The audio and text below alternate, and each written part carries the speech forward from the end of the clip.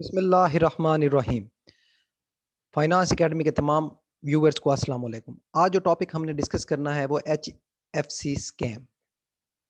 HFC scam में कौन सी identities involve थी, सबसे पहले हम उसको देखते हैं। तो एचएफसी स्कैम में दो आइडेंटिटीज इन्वॉल्व थी। एक एचएफसी कंपनी जिसने ये तमाम स्कैम किया और बहुत से पाकिस्तानियों से इन्वेस्टमेंट्स कराई और वो तमाम पैसा लेकर फरार हो गई। और उसके बाद दूसरी जो बैक हैंड पे एक्सचेंज है वो है बाइनांस। सबसे पहले हम देखते हैं कि बाइनांस है क्या। बाइनांस एक एक्सचेंज है जो कि क्रिप्टो करेंसी के अंदर जहां ट्रेडिंग की जाती है। और इसको इनके जो फाउंडर हैं वो हैं चैंग पांग जाओ, जो कि कनेडियन चाइनीज हैं। इन्होंने इसको बनाया। सबसे पहले ये चाइना के अंदर ऑपरेट करती रही, फिर चाइना के अंदर क्योंकि बिटकॉइन से रिलेटेड सख्त रेगुलेशंस आई, उन्होंने बैन कर दी बिटकॉइन को कि अब वहां पे बिटकॉइन के अंदर ट्रेडिंग नहीं होगी। तो फिर क्या हुआ, इस हेड इसका बाइनांस का जो हेडक्वार्टर था इसको इनको शिफ्ट करना पड़ा। और इसको शिफ्ट कहाँ पर किया? इसको शिफ्ट किया गया केमैन आइलैंड में। और केमैन आइलैंड बिल्कुल उसी तरह से है जैसे पनामा। यहाँ पे आप जितना भी ब्लैक मनी है ले आए, टैक्स हेवन है, यहाँ पे आपसे कुछ नहीं पूछा जाएगा पैसा कहाँ से आया। और ये एक बेस्ट जगह है ब्लैक मनी को रखने के लिए। तो इसलिए ऐसी जितनी भी कंपनीज होती हैं, जितनी भी एक्सचेंजेस होती हैं जिनका काम मनी लॉन्ड्रिंग हो, तो उनके लिए बेस्ट प्लेसेस केमैन आइलैंड या पनामा इन जैसे इलाके होते हैं। तो इस वजह से इसका भी हेडक्वार्टर जो है वो केमन आइलैंड के अंदर सिलेक्ट किया गया। दूसरी एक इंपॉर्टेंट चीज यहाँ पे मैं बताता चलूं, एक बाइनांस के साथ इजराइल बेस्ड एक कंपनी है जो कि पेमेंट प्रोसेसर कंपनी है, उसका यहाँ इनके बाइनांस के साथ पार्टनरशिप है। ये क्या करते हैं कि मास्टर और वीजा डेबिट कार्ड के जरिए भी अब आप बाइनांस के अंदर पैसे को ट्रांसफर कर सकते हैं। तो इन्होंने ये एक फैसिलिटी दी। तो यहाँ पे मैं ये बताता चलूं कि इजराइल एक वो मुल्क है जो मुसलमानों का इस वक्त सबसे बड़ा दुश्मन है। और ये कभी भी मुसलमानों का भला नहीं चाहता। और पूरी दुनिया के फाइनेंशियल हब के ऊपर जो कंट्रोल है वो भी इजराइल का है। और इजराइल ये बिटकॉइन जो है इसके पीछे भी तमाम जो प्लानिंग है वो इजराइल की है कि अब डिजिटल करेंसी की तरफ मूव किया जाए और लोगों के तमाम पैसों के ऊपर जो है वो कंट्रोल किया जा सके। किसी भी अकाउंट को, किसी भी बंदे के अकाउंट को किसी भी टाइम पर हम ब्लॉक कर सकें और जब जब जो चाहें बेनिफिट्स हासिल कर सकें। तो इसके ऊपर हम एक अलग सी वीडियो बनाएंगे कि इजराइल किस तरह से पूरी दुनिया के फाइनेंशियल हब्स को कंट्रोल कर रहा है और उसके मकासद क्या हैं। बाइनांस के ऊपर मनी लॉन्ड्रिंग के एलिगेशन है, ऑलरेडी मैं बता चुका हूं कि केमैन आइलैंड में इसका हेडक्वार्टर खोलने का मकसद ही ये है कि यहाँ पर जो ब्लैक मनी है उसको ले आया जा सके, लोगों को जो है वो आसानी फराम की जा सके कि वो अपना ब्लैक मनी आराम से यहाँ पर ले आए थ्रू बाइनांस। इसी तरह के और भी एक्सचेंजेस हैं जो कि दुनिया के अंदर ऑपरेट हो रही हैं। क्रैकन एक्सचेंज, सेक्सियो एक्सचेंज, ये भी सेम इसी तरह से काम कर रही हैं जैसे कि बाइनांस काम कर रही है। एचएफसी को देखते हैं जी। एचएफसी क्या है? क्या एचएफसी एक online crypto currency trading application है? तो अगर आप ये समझ रहे हैं तो ये बिल्कुल नहीं है। ये आप गलत सोच रहे हैं। ये एक online crypto currency trading application नहीं है। तो आप कह रहे हैं, सोच रहे होंगे कि तो फिर ये क्या है? हाँ जी, इसको तरफ जाते हैं। ये एक बेटिंग एप्लीकेशन है। ये आपसे बेटिंग कराती है। ट्रेडिंग एक और चीज है। ट्रेडिंग में आप करेंसी को खरीदते हैं और उसको बेचते हैं, और कम प्राइस पे खरीदते हैं, ज्यादा प्राइस पे बेचते हैं, और इसके डिफरेंस जो है वो आपका प्रॉफिट होता है। लेकिन बेटिंग जो है वो एक अलग चीज है, वो ट्रेडिंग नहीं होती। बेटिंग में अगर करेंसी की प्राइस ऊपर जा रही है और आपने भी राइज लगाया हुआ है तो फिर आप जीत जाएंगे बेट और आप कमा लेंगे। और अगर आपने राइज लगाया हुआ है कि प्राइस करेंसी की या बिटकॉइन की ऊपर जाएगी, और लेकिन हकीकत में क्या होता है कि प्राइस फॉल हो जाती है, तो फिर आप बेट हार जाएंगे। तो ये एक बेटिंग एप्लीकेशन है जो लोगों को बेटिंग लगवाती थी और लोगों को उसके ऊपर जो है वो पैसे रिटर्न देती थी। अब वो करते क्या थे ये? इनका जो है वो लिंक था बाइनांस के साथ। सबसे पहले लोगों को जो है वो बाइनांस में अपने डॉलर्स डिपॉजिट करने होते थे, वहाँ पर उनका अकाउंट होता था, और फिर वहाँ से बाइनांस से वो पैसा जो है इस ऐप के अंदर जो है लोग अपने अकाउंट्स में ट्रांसफर करते थे, और ट्रांसफर करने के बाद यहाँ से जो है वो बैटिंग उनकी स्टार्ट हो जाती थी। अब ये दिन के अंदर तीन तीन दफा बैटिंग कराते थे। बैटिंग के लिए इन्होंने एक व्हाट्सएप ग्रुप बनाया हुआ था और उस ग्रुप के अंदर उन लोगों को ऐड किया जाता था जो $30 मिनिमम, जो कि $30 की इन्वेस्टमेंट करते थे, डिपॉजिट करते थे इस अकाउंट में ट्रेडिंग बेटिंग के लिए, तो उनको उस ग्रुप के अंदर ऐड कर दिया जाता था और उस ग्रुप के अंदर इनको दिन में 3 दफा जो है वो सिग्नल्स दिए जाते थे कि अब आपने राइज लगाना है या फॉल लगाना है। तो फिर अगर इनका कहना ये था कि अगर आप हमारे बताए हुए तरीके से बेटिंग करेंगे तो फिर आपको जो है वो 5% जो है वो रिटर्न मिलेगा, जो भी आपकी इन्वेस्टमेंट है उसके ऊपर। अगर किसी की $100 की इन्वेस्टमेंट है तो उसको $5 जो है वो रिटर्न मिलेगा।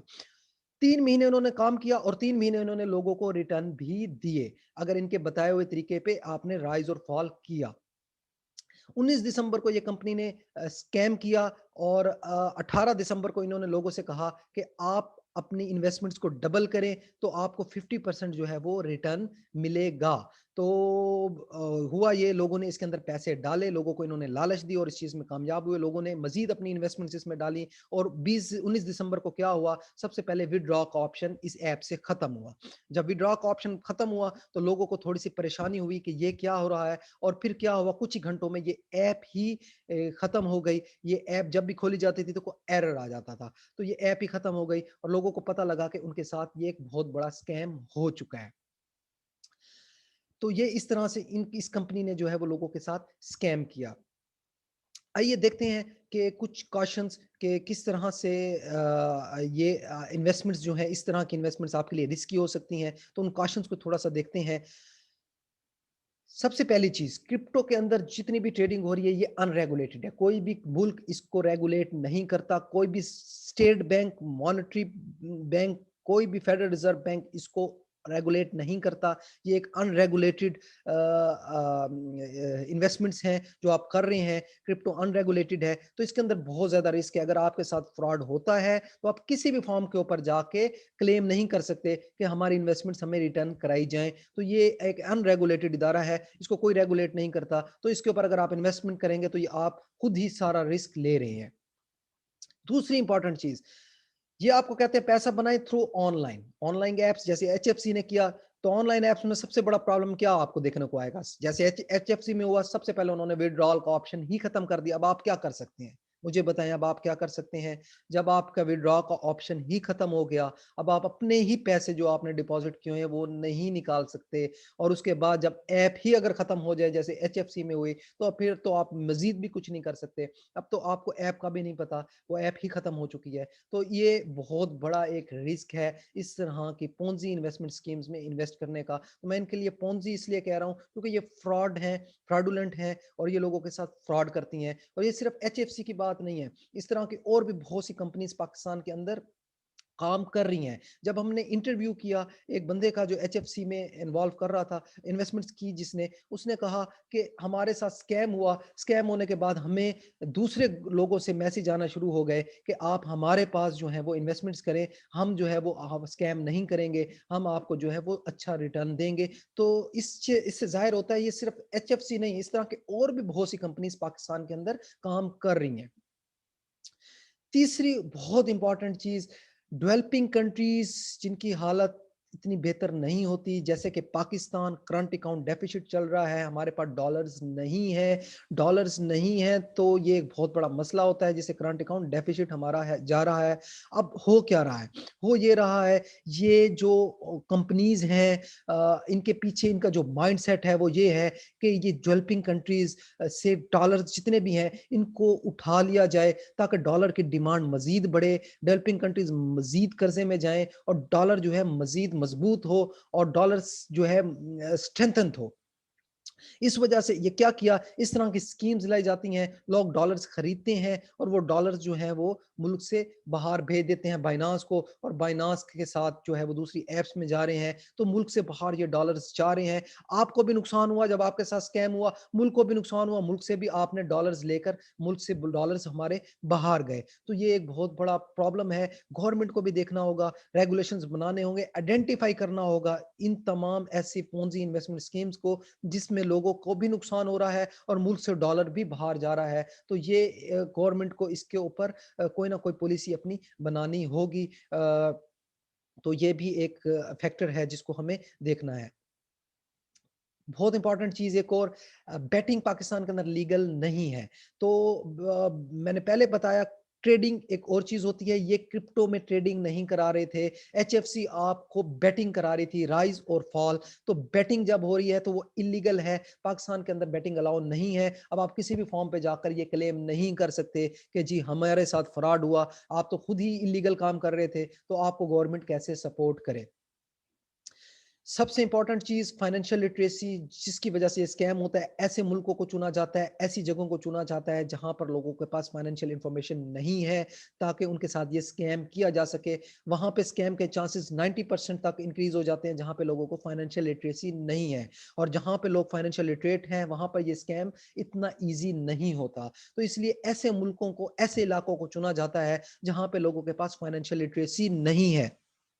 तो इस चैनल का बनाने का हमारा एक मकसद यही है कि हम लोगों को फाइनेंशियल लिटरेट करें, लोगों को फाइनेंशियल इन्फॉर्मेशन दें कि कहाँ उन्होंने इन्वेस्टमेंट्स करनी है, कौन-सी इन्वेस्टमेंट स्कीम्स हैं, स्टॉक मार्केट में किस तरह से इन्वेस्ट करना है, म्यूचुअल फंड्स में किस तरह से इन्वेस्ट करना है। तो इंशाल्लाह ताला हमारी नेक्स्ट वीडियोज़ जो होंगी, वो आपको इन्वेस्टमेंट रिलेटेड मिलेंगी। अगर आपको भी किसी टॉपिक के ऊपर कोई इन्फॉर्मेशन चाहिए, फाइनेंशियल टॉपिक के ऊपर, तो आप हमें कमेंट बॉक्स में कमेंट करें, तो हम उसके ऊपर इंशाल्लाह ताला वीडियो बनाएँगे और आपके इन्फॉर्मेशन के अंदर इज़ाफ़ा करेंगे। बहुत से कंट्रीज़ के अंदर बिटकॉइन की बात करूँ, अपनी इन्होंने क्रिप्टो करेंसी लॉन्च की हुई है, लेकिन बिटकॉइन के ऊपर इन्होंने पाबंदी लगाई हुई है। नेपाल ने, चाइना ने, वियतनाम ने, कोलंबिया ने, रशिया ने तो बिल्कुल ही पाबंदी लगाई हुई है। कोई भी ट्रेडिंग नहीं होगी, कोई भी चीज़ खरीदी और बेची नहीं जाएगी बिटकॉइन में। बोलिविया ने, इंडोनेशिया ने, इजिप्ट ने में एक इदारा है दारुल इफ्ता, जो कि इस्लामिक एडवाइज़री काउंसिल है, उन्होंने बिटकॉइन की ट्रेडिंग को हराम डिक्लेयर कर दिया है। हम एक अगली वीडियो बनाएँगे कि किस तरह से बिटकॉइन में ट्रेडिंग हराम है। तो इंशाल्लाह ताला आने वाले हमारे वीडियोज़ में ये कॉन्सेप्ट भी आपको दिए जाएँगे। अगर आपको हमारी वीडियो पसंद आई है तो लाइक कीजिए और चैनल को सब्सक्राइब कीजिए। देखने वालों को बहुत-बहुत शुक्रिया। अल्लाह हाफ़िज़।